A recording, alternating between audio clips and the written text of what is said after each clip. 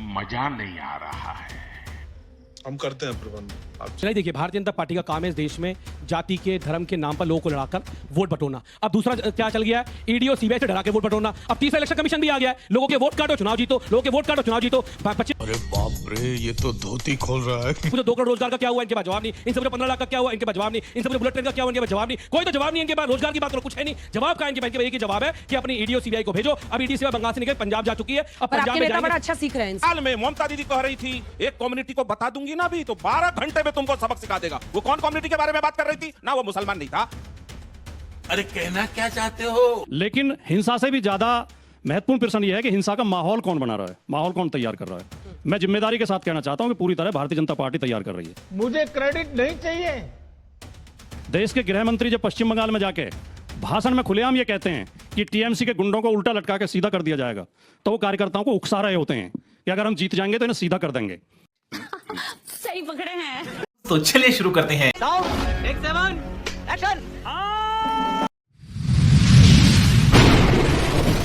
नमस्कार दोस्तों, स्वागत है आप सभी का मेरे आज के इस नए वीडियो में। दोस्तों, आज के डिबेट में बंगाल इलेक्शन पर चुनाव पे जो हिंसा और दंगे भड़काने की बात की जा रही है उस पर डिबेट चल रही है। दोस्तों, कांग्रेस के प्रवक्ता ने साफ कहा है कि बीजेपी का काम देश में सांप्रदायिकता फैला के चुनाव जीतना है और अगर उससे भी बात नहीं बनी तो ईडी और सीबीआई का उपयोग करके वो लोग उनके नेताओं और मंत्रियों को अगवा कराते हैं और गिरफ्तार करवाते हैं, जिससे उनकी पार्टी कमज़ोर होती है और फिर वो लोग चुनाव जीत जाते हैं। और अगर उससे भी बात नहीं बनी तो ये लोग इलेक्शन कमीशन को पैसा देकर वोटों की गिनती में चोरी करवा देते हैं। दोस्तों, इस बात का खंडन करते हुए प्रदीप भंडारी और सत्यप्रकाश मिश्रा ने कहा है कि सबसे पहले हिंसा का काम टीएमसी ने शुरू किया है। ये लोग कह रहे थे और खासकर इनकी मुख्य नेता ममता बनर्जी कह रही थी कि अगर एक कम्युनिटी को बोल देंगे ना तो फिर देश में क्या हालत होगी पीएम और गृह मंत्री की, ये कोई नहीं बचा पाएगा। तो दोस्तों, इसी बात को खंडन करते हुए राजकुमार भाटी जी भी ने कहा है कि अमित शाह जी भी तो कह रहे थे कि अगर हम जीत गए तो टीएमसी के नेताओं को उल्टा लटका कर मारेंगे। तो दोस्तों, इसी बात पर बहस हुई है और जानते हैं कि पक्ष और विपक्ष अपने मुद्दे को कैसे रखता है। तो दोस्तों, आप सभी ये वीडियो पूरा देखिएगा और अगर आप मेरे चैनल पर नए हैं तो इसे सब्सक्राइब करना मत भूलिएगा।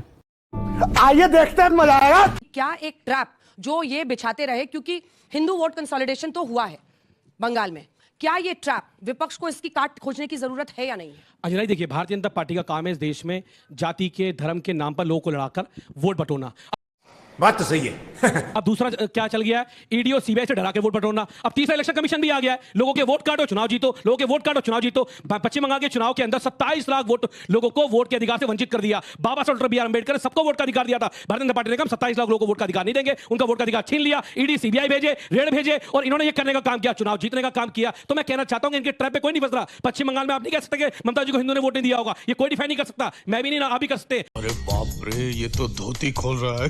इस देश में कोई भी पार्टी लड़ती है उसे हिंदू भी वोट देते हैं, मुसलमान भी वोट देते हैं, लेकिन भारतीय जनता पार्टी हिंदू मुसलमान में नफरत फैला के चुनाव जीतने का काम करती है। इनका एजेंडा यही है, क्योंकि इनके पास कोई भी काम का, विकास का, इनसे पूछो 2 करोड़ रोजगार का क्या हुआ, इनके पास जवाब नहीं। इनसे पूछो 15 लाख का क्या हुआ, इनके पास जवाब नहीं। इनसे पूछो बुलेट ट्रेन का क्या हुआ, इनके पास जवाब नहीं। कोई तो जवाब नहीं इनके पास। रोजगार की बात करो, कुछ है नहीं। जवाब का इनके पास एक ही जवाब है कि अपनी ईडी और सीबीआई को भेजो। अब ईडी सीबीआई बंगाल से निकल पंजाब जा चुकी है। अब पंजाब में बड़ा अच्छा सीख रहे हैं इनसे, क्योंकि पंजाब में एक आपके सांसद जो निकले उनके खिलाफ नॉन बेलेबल वारंट जारी कर दिया पंजाब। उन्होंने किया होगा अपराध तो उसको सजा भुगतनी पड़ेगी उनको। उन्होंने अपराध किया, नहीं, चुनाव नहीं है ना आपके सांसद थे। आप सोचो ना, इन्होंने तो संजीव मित्तल जी के रेड करा के 7 दिन बाद उनको अपनी पार्टी में शामिल करा लिया और ये बात करते हैं 10 सेकंड। सब के सब चोर हैं साले। एक बात और मैं पूछना चाहता हूं, ये लोग बात करते हैं जाति धर्म की, हिंदू धर्म की, सबकी बात करते हैं। मैं इनसे पूछता हूं, अनुराग ठाकुर जी जो मंगलवार के दिन सारे भाजपा के नेता मच्छी खा रहे थे, भात खा रहे थे, कलावा हाथ में बांधा हुआ था, भगवा गले पहना हुआ था, ये किस हिंदू धर्म की किस मुंह से बात करते हैं? ये ना हिंदुओं के सगे, ना मुसलमानों के, ना दलितों के, ना पिछड़ों के, ये केवल अडानी किसी के सगे नहीं हो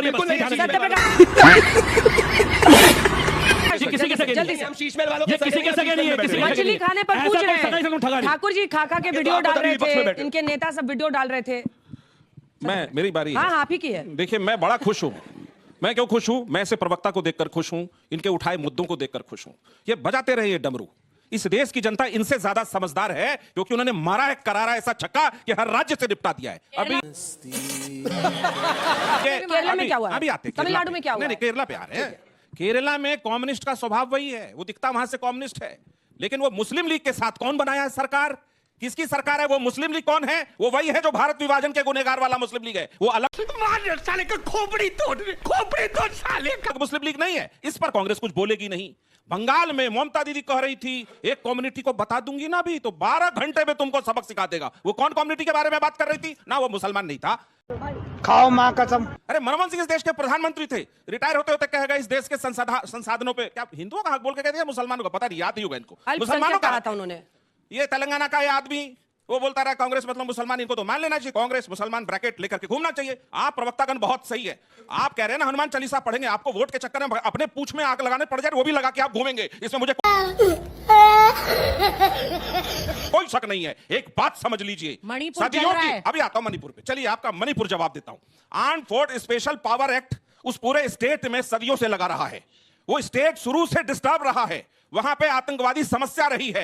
उस स्टेट की तुलना ये कहां से कर रहे हैं? बंगाल से। बंगाल जहां पिछले नहीं, चुनाव के नोटबंदी हिंसा के बाद आतंकवादी भाग गए थे देश से। नहीं बोलता मैं।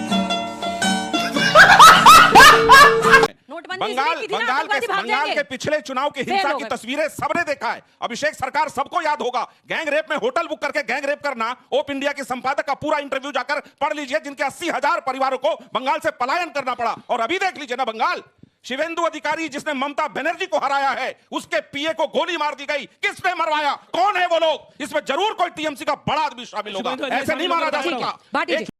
बात तो सही है। बात समझ लीजिए, इस देश में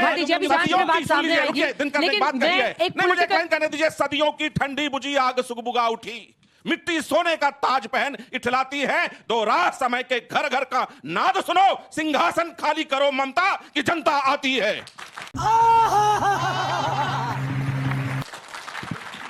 मैं खाली आप ही शायरी कीजिएगा, मिश्रा जी नहीं करेंगे।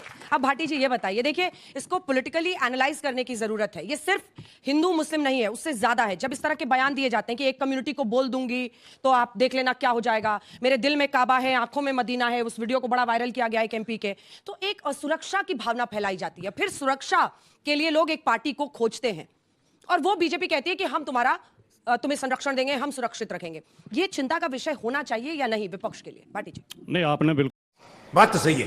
बिल्कुल एकदम सही सवाल उठाया, बहुत गंभीर मुद्दा उठाया है। पश्चिम बंगाल के रिजल्ट आने के बाद चंद्रनाथ रथ समेत लगभग 6 लोगों की हत्या हत्या हुई है और कई जगह आगजनी हुई है, कई जगह तोड़फोड़ हुई है और उसमें दोनों पार्टियों के लोग मारे गए हैं। टीएमसी के लोग भी मारे गए हैं, टीएमसी के दफ्तर को बुलडोजर से गिरा दिया गया, आग लगा दी गई एक जगह। ये बहुत चिंताजनक है, इस पर सभी को इसकी निंदा करनी चाहिए और जो दोषी हैं उनकी पहचान करके उन्हें उनके खिलाफ कार्रवाई होनी चाहिए। लेकिन हिंसा से भी ज़्यादा महत्वपूर्ण प्रश्न यह है कि हिंसा का माहौल कौन बना रहा है, माहौल कौन तैयार कर रहा है। मैं जिम्मेदारी के साथ कहना चाहता हूं कि पूरी तरह भारतीय जनता पार्टी तैयार ये बड़ी अच्छी बात कही आप कर रही है। देश के गृह मंत्री जब पश्चिम बंगाल में जाके भाषण में खुलेआम ये कहते हैं कि टीएमसी के गुंडों को उल्टा लटका के सीधा कर दिया जाएगा, तो वो कार्यकर्ताओं को उकसा रहे होते हैं कि अगर हम जीत जाएंगे तो इन्हें सीधा कर देंगे।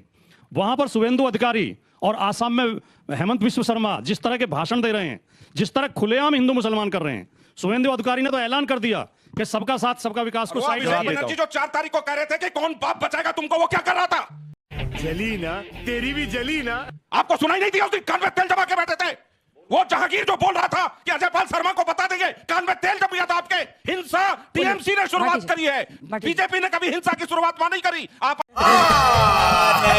झूठ बोल रहा है। अपने साथी कम्युनिस्ट से पूछिए जिनके वर्षों दफ्तर बंद हो गए। आज तो कांग्रेस पार्टी वाली भी ताले तोड़ के वहां बंगाल में दफ्तर खोल रहा है। टीएमसी ने इन लोगों का दफ्तर बंद करा दिया था। मिश्रा जी पानी पीजिए। मिश्रा जी उन हिंसा का प्रतिकार किया, अपना दफ्तर खोला, उस सरकार को चुनौती दी और उखाड़ के फेंका। वो जनता की जुड़ी सरकार है, जनमत का सम्मान करना सीख लीजिए। यूपी से 2 बार भगाए गए, 27 में चुनाव है यूपी में, भगाए जाएंगे। मणिपुर में कांग्रेस का एक दफ्तर बड़े सालों से बंद था, उसको खुलवाया गया है बीजेपी की। ये एक प्रतिष्ठित चैनल की सब एंकर की शांत डिबेट है, इसमें सभ्यता के साथ पेश आना चाहिए। इस तरह की जो गुस्सा दिखाने की जरूरत नहीं है। आवाज मेरी भी ठीक ठाक है, चीख मैं भी सकता हूँ, बीच में मैं भी डिस्टर्ब कर सकता हूँ, लेकिन अगर दर्शक टीवी देखते हैं तो इसलिए मुझे देखते आपको हैं। आईना दिखाना जरूरी हो गया गुरुदेव। आप आईना नहीं दिखा रहे, आप पत्थर दिखा रहे हैं।